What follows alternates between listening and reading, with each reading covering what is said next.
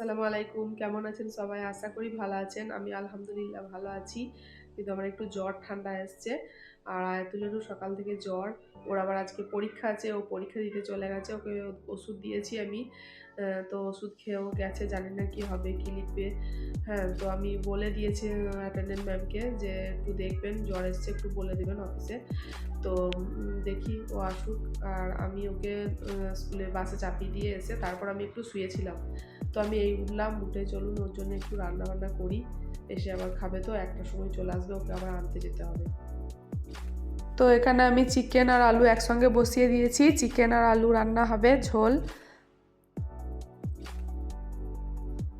আর এটা ট্যাংরা মাছ, এটা ডাল, এগুলো সব আমার হয়ে গেছে, প্রায় রান্না কমপ্লিট হয়ে গেছে। এখানে ভাতও হয়ে গেছে।